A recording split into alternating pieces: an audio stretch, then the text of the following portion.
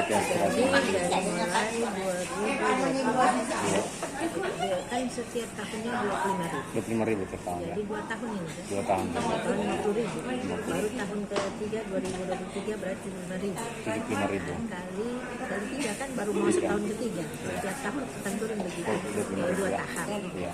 Tahap pertama, tahap kedua. Terus kemudian KIP kuliah. Kuliah setiap tahunnya 400 KIP kuliah. Saya berikan di UNISA, di Muhammadiyah, di UNTAD, di UNISMO, di Madako, di UNSIMAT, kemudian di Stispol. Nah itu kita bagi. Karena bahkan ada yang di Stispol Buol, itu mereka nggak mau kuliah di sini karena terkait dengan tempat tinggal dan lain sebagainya. Akhirnya mereka tetap di sana. Kita salurkan juga ke daerah sana. Karena kita berharap bahwa seluruh masyarakat Sulawesi Tengah ini yang insya Allah yang kita inginkan dengan keberadaan kita PKS di Komisi 10, kita berharap menjadi anak-anak yang mumpuni, cerdas, ya, jadi perwakilan Sulawesi Tengah ke depan. Program PIP sendiri Bu sampai kapan itu? Program PIP ya sampai selesai masa jabatan saya. Kalau begitu Allah takdirkan terpilih lagi, saya tetap akan berada di komisi terkait. Ya, PIP ini sudah tersebar di tersalurkan seluruh kabupaten. Sudah, alhamdulillah dengan kerja-kerja secara jama'i, kerja Partai Keadilan yang secara bersama-sama, baik dari DPD, kemudian DPC, sehingga memudahkan bisa tersalurnya PIP dan KIP kuliah. Ibu untuk 2022 ini sudah berapa sekolah untuk PIP yang kalau sekolahnya kita hampir keseluruhan ya. Nah, baik negeri maupun swasta. Negeri swasta karena program BIP itu untuk negeri dan swasta. Bu, jika diberi amanah lagi 2024, Iya. ini kan masih 25.000. Iya. Upayanya Ibu sendiri bisa berapa PIP nanti yang bisa? Ya, kalau kan itu pengaturan eksekutifnya ya. Kita ini legislatornya, eksekutif yang menentukan, presiden yang menentukan. Tapi kan bisa Tentunya kita berharap sesuai kebutuhan daerah kita. Daerah kita sebetulnya tidak hanya 25.000, butuh lebih dari itu. Insya Allah kita akan berjuang untuk meningkatkan PIP lebih dari itu. Kalau Sultan sendiri Bu, berapa kebutuhannya tiap tahun? Tiap tahun kebutuhannya Kebutuhan. lebih dari itu. Lebih dari 25.000. Iya, lebih dari 25.000. Tapi yang diberikan jatah ke kami 25.000 sebagai aspirasi, ya itu yang kami tanggung jawab untuk menyalurkan. Bu, misalnya kalau tahun ini, apakah tahun ini yang sudah pernah menerima PIP, tahun depan bisa menerima lagi begitu ya? Bisa, bahkan Berarti satu keluarga bisa kalau orangnya sangat miskin misalnya, dan mereka betul-betul gak mampu, terus bagaimana cara kita pisah sekolahnya? Nah, dan itu sudah kami lakukan, kita pisah sekolahnya, satu di sekolah A, satu di sekolah B, agar anak-anaknya bisa sekolah. Jangan sampai ada anak bangsa yang tidak belajar diakibatkan tidak mampu. Karena negara ini ada untuk itu.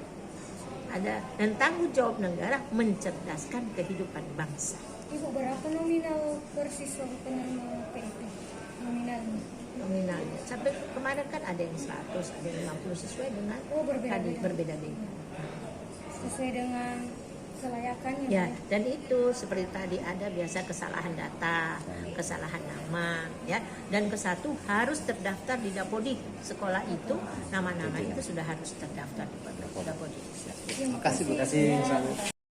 Tapi kalau Bosda memang tanggung jawab itu tanggung jawab daerah dan itu sesuai kemampuan daerah itu. Ya, kalau pendapatan asli daerahnya tinggi, tentu Bosdanya juga tinggi. Demikian. Ya, terima kasih. Assalamualaikum warahmatullahi wabarakatuh. Ada ini belakang. Baik, coba kita Pak Arhan di tengah dulu baru di belakang, Pak dan di sana ya, supaya seimbang, depan, tengah, baru belakang. Ya, baik. Terima kasih banyak Pak. Assalamualaikum warahmatullahi wabarakatuh.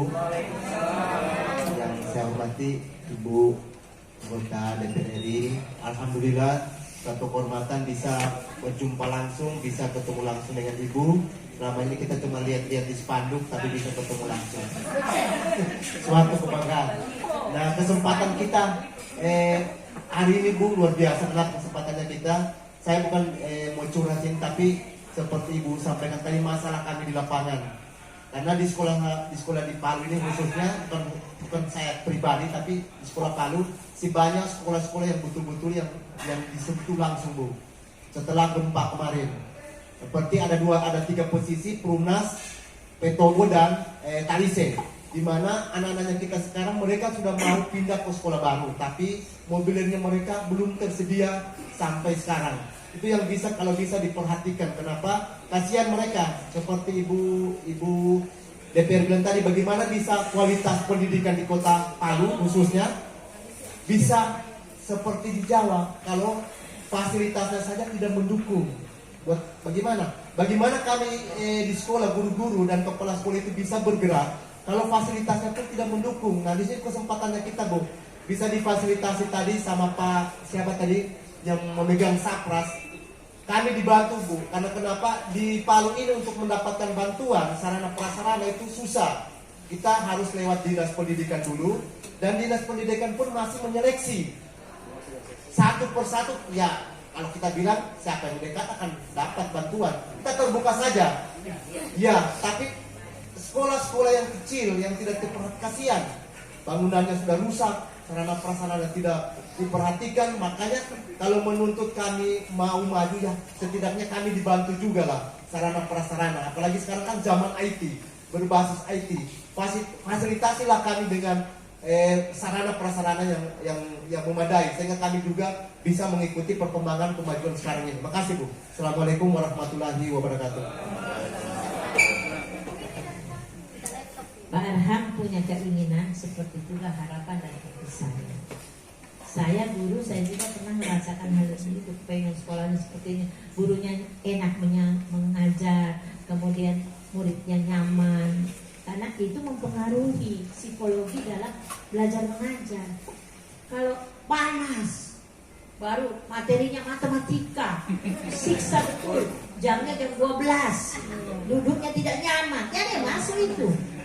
Ya kan? Mungkin dengan 1 tambah 1 sama dengan 2. Jadi kemarin waktu rapat dengan Bapeda, itu sebetulnya momen yang paling tepat. Bahkan Pak Gubernur kan hadir. Saya cuma Zoom. Pak Gubernur bilang sebetulnya saya menginginkan wakil dari DPR RI khususnya Komisi 10 hadir di sini. Saya terus katakan, saya minta Zoom. Saya katakan, ini mimpi saya, Pak, ini keinginan saya, Pak. Tapi sayangnya, saya dapat undangan jam 10 WA. Tapi bagi saya tidak masalah itu WA. Toh saya sering di WA, tidak perlu kepada yang terhormat. Tidak perlu. Di WA kita ini pelayan rakyat.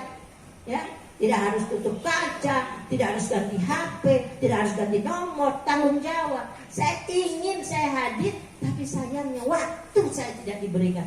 Ini niat mengundang atau tidak? Saya kata kalau niat mengundang, betul-betul kita dijadwalkan untuk bisa hadir bersama. 1. Kedua, ini pendidikan, memang namanya pendidikan, kadang-kadang orang berpikir fisiknya juga di Komisi 10. Itu dulu selama masa SBY ini, ya masa Jokowi, waktu masa SBY, fisik itu ditangani Komisi 10. Terkait sarana prasarana, pembangunan sekolah kita bisa mengusulkan. Tapi selama masa Jokowi semua fisik satu pintu, yaitu di Komisi 5. Di situ ada wakil kita Pak Muhyiddin. Ya. Sebetulnya kan tidak harus ekosektoral ya. Kita semua bagaimana semua bisa terlayani. Tapi ada 1, 2. Kalau yang di kalau di Komisi 10 otomatis kan saya ketemu terus sama mitranya. Saya bisa genjot terus sama mitranya. Pak tolong curhat terus, dekati terus. Bagaimana program saya? Ini Pak tolong. Itu rapat-rapat kita sampaikan secara gamblang. Ya, apalagi masukan-masukan tadi. Tapi kalau di komisi lain kita ini kadang-kadang bisa baku tukar istilahnya. Kalau ditukar PIP saya tidak mau, ya kan? Kadang-kadang mau ditukar PIP, jangan. Ya, jadi yang kadang-kadang ditukar yang lain, olahraga dan lain sebagainya boleh, kepariwisataan mungkin seni dan lain sebagainya 1, 2. Tapi kalau PIP, kadang-kadang semua maunya PIP. Jadi ini yang sulit. Dan ini bisa diajukan ke provinsi. Kita punya wakil Pak di provinsi. Ya, kita ada wakil di provinsi untuk sarana prasarana tidak terlalu tinggi, tidak terlalu berat. Ada Pak Rizal nanti bisa mengawal, ya, bisa ada Partai Keadilan ini bisa mengawal. Jangan sampai anak-anak kita seperti itu. Tidak semua harus ke DPR RI. Karena saya tidak menginginkan 25.000 itu terpotong untuk hal-hal seperti tadi yang seharusnya bisa diselesaikan di Sulawesi Tengah. Dan Gubernur kemarin, Bapeda dan semua yang hadir, betul yang Ibu Sakinah sampaikan, kita harus kumpul semua. Karena kita ini urutan ke-6 dari bawah. Malu sebetulnya. Sulawesi Tengah ini urutan ke-6 dari bawah se-Indonesia. 36 ya. 37. Bayangkan Pak, kita urutan ke-6. Kalau narkoba, kita urutan ke-4 dari atas. Tadinya urutan ketiga, Jakarta, Surabaya, Sultan. Sekarang naik 1 digit. Ini pukulan semua buat kita bersama. Dan ini PR bersama. Tidak harus ada ego sektoral, tapi harus ada semua multi stakeholder harus terlibat di dalamnya. Guru, penceramah, ya, semua harus terlibat. Ya, begitu. Terima kasih. Assalamualaikum warahmatullahi wabarakatuh. Silakan Bapak Kepala Sekolah yang dua paling atas.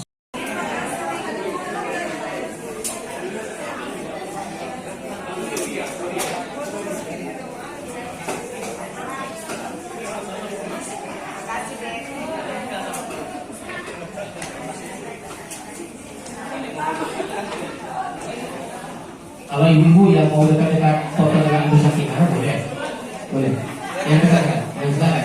Langsung mendekat Ibu Sakinah boleh. Silakan. Biasanya kalau yang dekat itu lebih lihat.